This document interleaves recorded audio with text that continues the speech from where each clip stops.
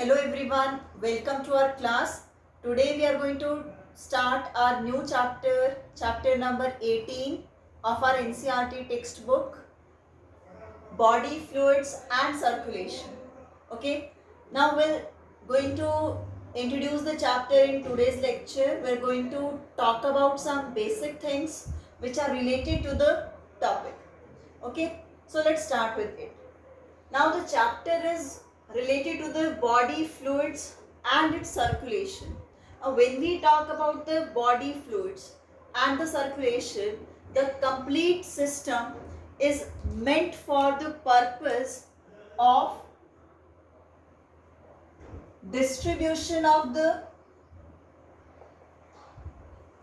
various substances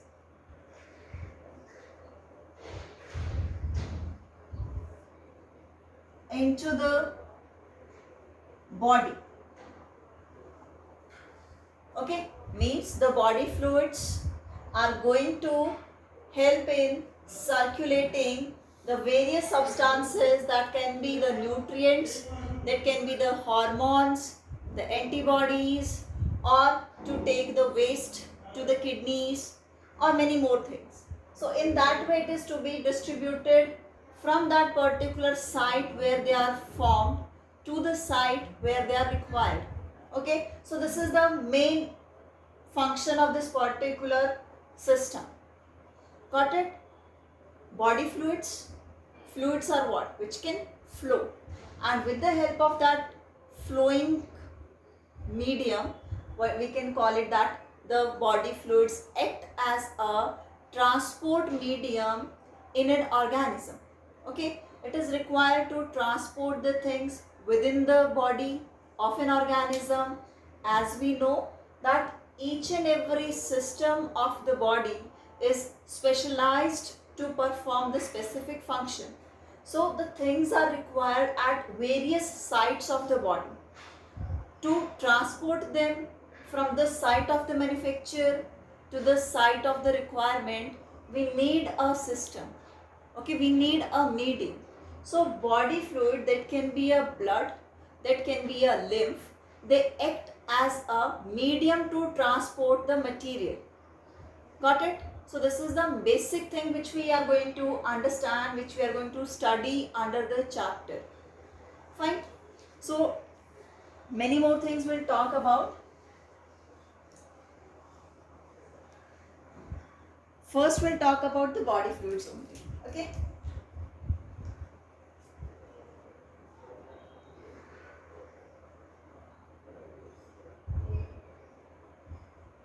The fluids inside the body.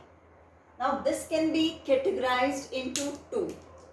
The body fluids can be intracellular and it can be extracellular. Okay. Intracellular means within the cell. Got it? Extracellular means outside the cell. Got it? So when we are going to talk about intracellular fluid, it generally concerned with the cytoplasm.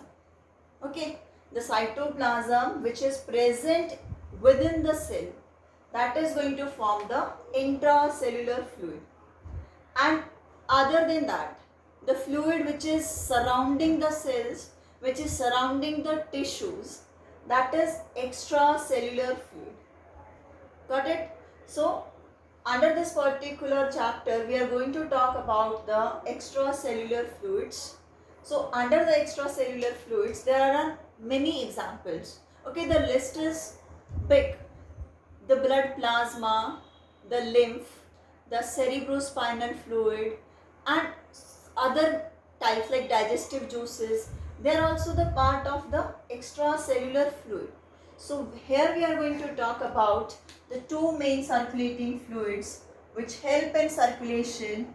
One is blood and the other is lymph. Okay. Now when we talk about the circulation that can be within the cell, it means the nutrients which are manufactured, they can be transported thereby in that cell.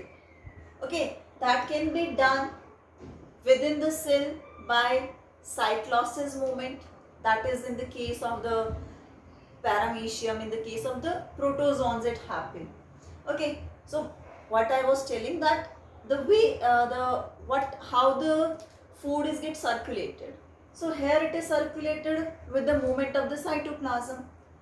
When we talk about the blood and the lymph, where they are present in an organism, they are might be directly involved in the circulation of the nutrients of other substances, or they can be associated with some pumping organ, like in the case of the human, or in the case of the vertebrates. Okay, so that is the heart. So with the help of that blood vascular system, the various kind of the substances, they are circulated within the body. So on the basis of that, we are going to talk little about the type of the circulatory system over here. Okay.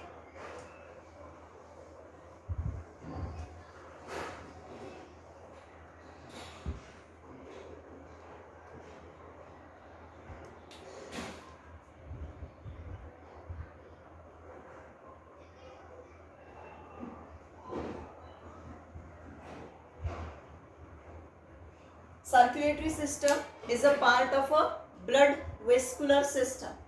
Okay, so this circulatory system can be of two types. What are those types? It can be open circulatory system,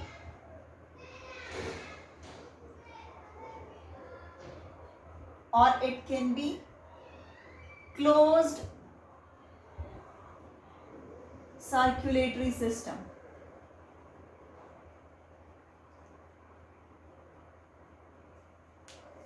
Fine.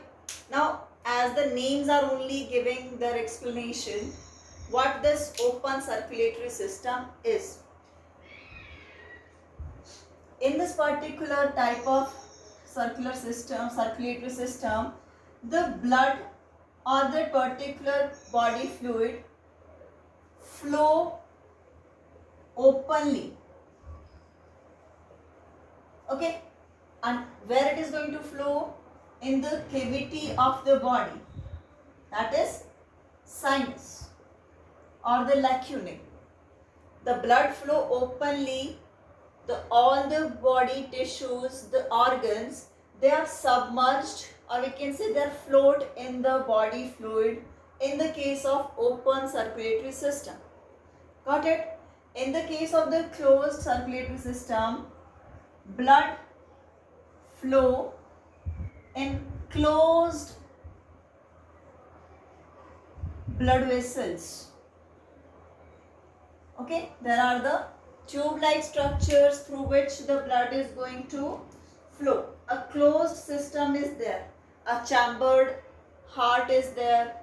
Blood vessels are there through which the blood is going to flow. So what is going to happen over here? If I want to add few more points in that, in the case of open circulatory system, all the tissues, all the organ of that particular organism, they are in direct contact of this particular fluid. Okay, in this particular case, they are not in the direct case. They are not in the direct contact of the blood. What is not in the direct contact? The tissues, the organs. The diffusion, or what we can call that, the way that nutrients or anything is to be transported, that is direct transportation is there. There is not requirement of any kind of the medium in between to transport it. Okay, directly the things are transported from that blood to the tissues in that way. Okay, we can say that there is a direct contact of the tissues and the blood. But over here there is no such direct contact. Okay, as it is going to flow openly, so the pressure which is created over here, it is very less. And as it is going to be moved through some closed pathways, there the pressure is going to be more. As a result, this particular system is less efficient. Okay, and as the things are in a proper particular closed pathway, then this is more efficient because a proper pressure is created to distribute the things throughout the body. In this particular case, whatever the respiratory pigment, it may or may not present, and if it is present, that is going to be mixed into the plasma. Fine, there is no such kind of RBCs, red blood cells are absent in this case. Over here in a closed circulatory system, the respiratory pigment is present. Most of the time it is present within the cell, that is in red blood cells, but it can present in plasma also. Fine. So such kind of open circulatory system is restricted to, or we can say found in some of the arthropoda, okay, some of the mollusca. Fine. This one is mainly in all the vertebrates. Okay.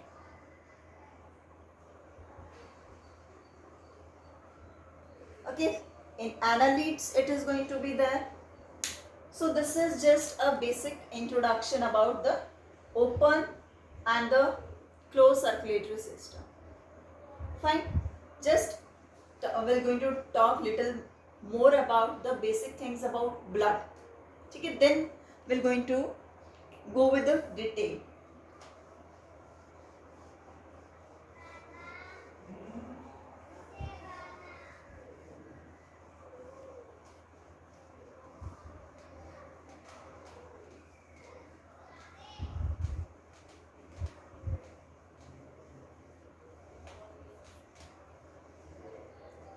So the main topic of our concern, that is the blood and the lymph.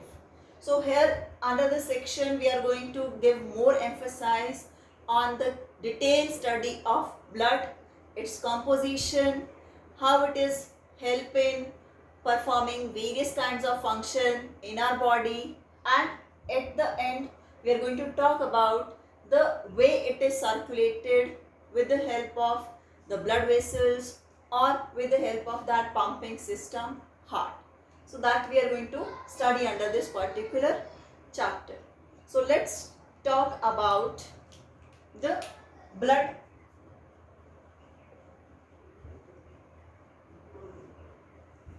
Now blood is what it is?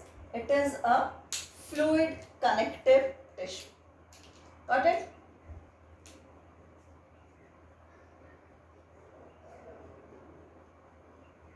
In the chapter tissues we have discussed about this. This is the connective tissue. It is a vascular connective tissue, or we can say fluid connective tissue. Now this connective tissue is devoid of the fiber. Okay, those rectilinear fibers, collagen fibers which we have studied in the structure of the connective tissue. So the matrix of this particular connective tissue of the blood, that is devoid of the fiber like structure. Because of this particular reason, the blood is the softest tissue and capable of flowing. Okay, That's why it is a fluid. Got it? This connective tissue, blood is what? It is a tissue, as it is made up of various kinds of the cells, WBC, RBCs, platelets, and what more requirement of the connective tissue? A matrix. So the matrix is plasma, but the plasma is not having the fibers. As a result of it, there is no hardness in the tissue. So that is the softest tissue of the body. We are talking about ours, and as a result, it is capable of flowing. So in our case, the blood is flowing into the closed blood vessels, which we call arteries, veins, and capillaries. Got it? Now, when we talk about the study of this blood, when we are studying something related to the blood, what we are going to call it?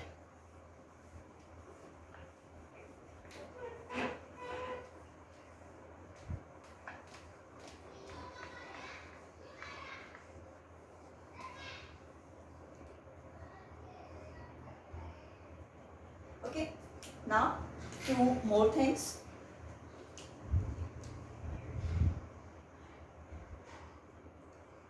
Study of blood, it is called hematology. Got it? What we are going to call the study of blood? Hematology. Okay? Formation of blood. What we are going to call it? Hemopoiesis. Okay? The formation of blood, we are going to call it hemopoiesis. So hemopoiesis, that is the formation of the blood, where it is going to take place. P-O-I-E. Okay, hemopoiesis, that is going to take place into the bone marrow tissue. Got it? Study of blood is hematology, and the formation of this particular, what we can call blood formation, is hemopoiesis, that is going to take place in bone marrow. Now, the color of the blood. If we are going to talk about color of the blood, it is what we can call red. Okay, scarlet red. When the blood is pure, it means oxygenated, and dull red when this is deoxygenated, when the CO2 is mixed into it. So there is a little bit change in the color. When the blood is carrying more oxygen, then it is going to look a bright red color. Okay, when there is a CO2 amount is more, that is deoxygenated blood, then it is going to appear little bit dull red. Okay, so this is the appearance, and this red color is because of the presence of the pigment, which we are going to call hemoglobin.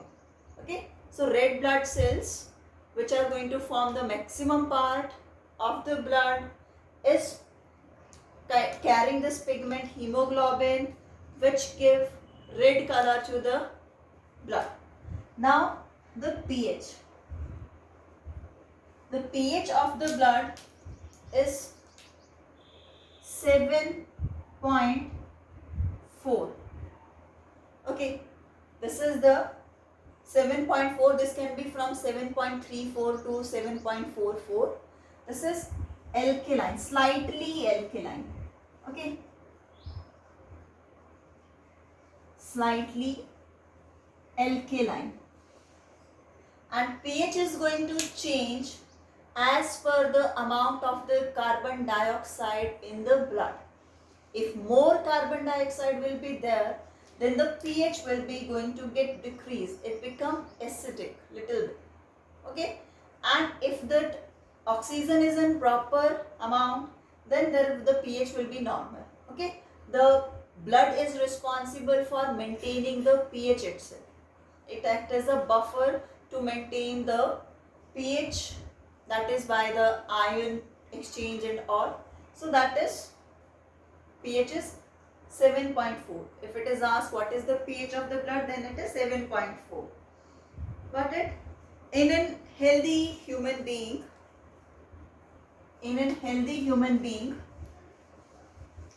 there is total 5 to 6 liter of the blood.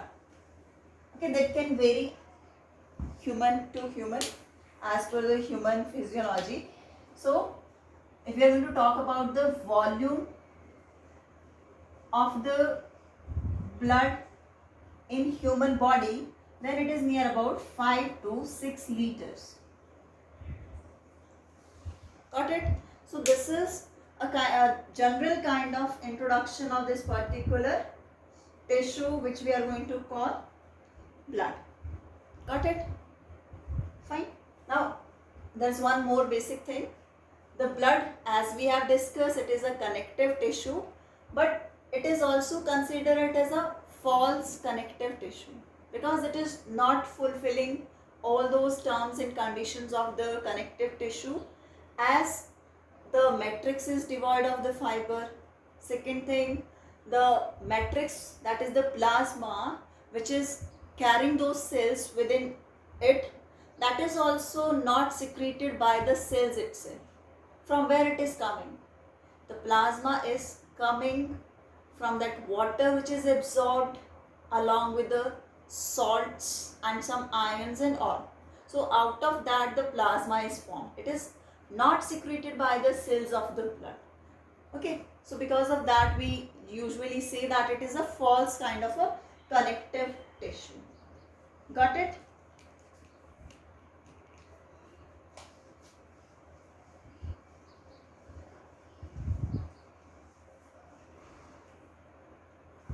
Now, when we are going to talk about this tissue, we'll just take a look what is the composition.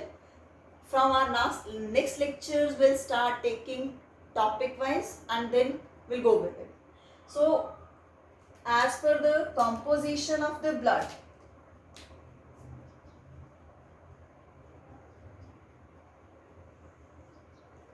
it is composed of a fluid part,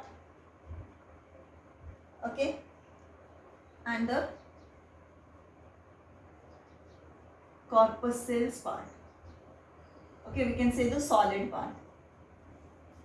The fluid part is the blood plasma and the cells are RBC, WBC, platelets. Okay, got it? So this we are going to talk in detail about the compositions, about the functions, the types and all in our coming lectures. So from next we are going to start with the plasma part. For today, this is just an introductory part of the chapter. Thank you.